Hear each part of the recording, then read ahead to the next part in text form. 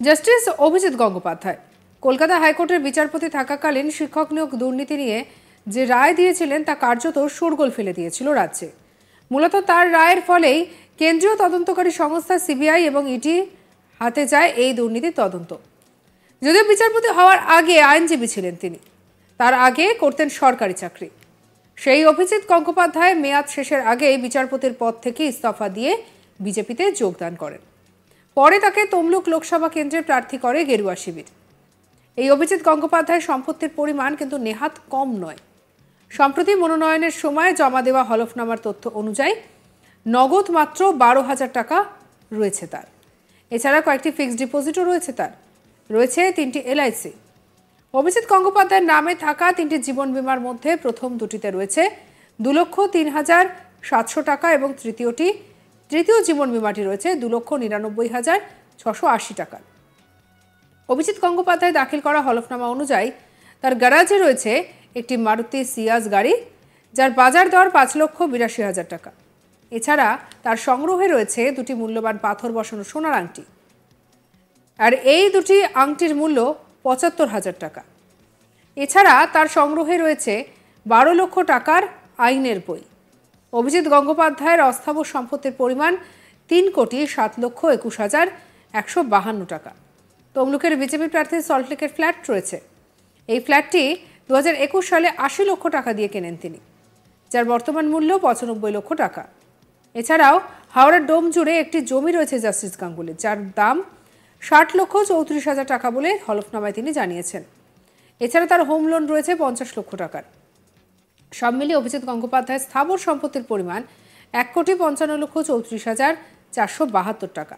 হলফনামায় গত 5টি অর্থবর্ষে তার আয়ের পরিমাণ জানিয়েছিলেন অভিজিৎ গঙ্গোপাধ্যায়।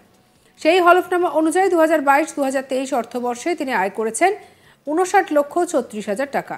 এর আগে 2021-22 অর্থবর্ষে প্রাক্তন বিচারপতির আয় ছিল 42,16,000 টাকা। 2020-21 অর্থবর্ষে তিনি আয় করেছিলেন 38,84,000 টাকা। 2019-2020 অর্থবর্ষে 35,62,000 টাকা এবং 2018-19 অর্থবর্ষে 31,06,000 টাকা আয় করেছিলেন। যদিও হলফনামায় অভিজিৎ গঙ্গোপাধ্যায় উল্লেখ করেছেন, বিচারপতির পদ থেকে ইস্তফা দেওয়ার বর্তমানে পেনশনই তার আয়ের মূল উৎস।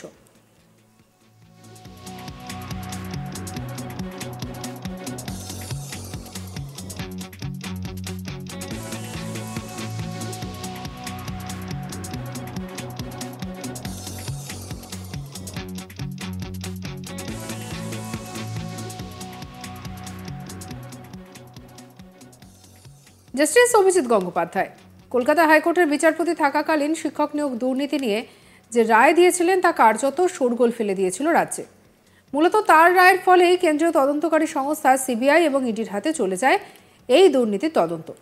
যদিও বিচারপতি হওয়ার আগে আইনজীবী ছিলেন তিনি, তারও আগে করতেন সরকারি চাকরি। সেই অভিজিৎ গঙ্গোপাধ্যায় মেয়াদ শেষের আগেই বিচারপতির পদ থেকে ইস্তফা দিয়ে বিজেপিতে যোগদান করেন।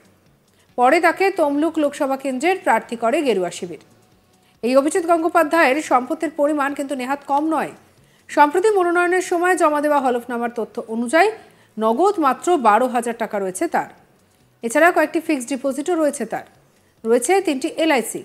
অভিজিৎ গঙ্গোপাধ্যায়ের নামে থাকা 3টি জীবন বীমার মধ্যে প্রথম দুটিতে রয়েছে 2,03,700 টাকার এবং তৃতীয় জীবন বীমাটি রয়েছে 2,99,680 টাকার। অভিজিৎ গঙ্গোপাধ্যায় দাখিল করা হলফনামা অনুযায়ী তার গ্যারাজে রয়েছে একটি মারুতি গাড়ি।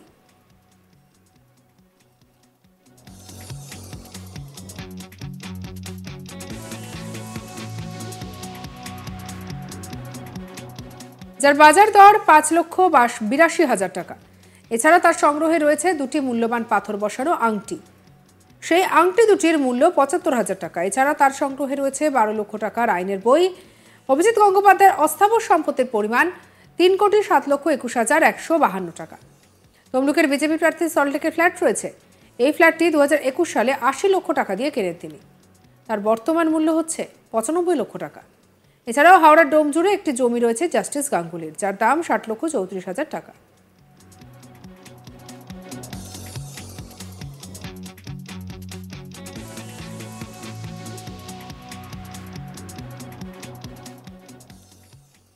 সঙ্গে রাখুন আজ তাক বাংলাকে সাবস্ক্রাইব করে নিন।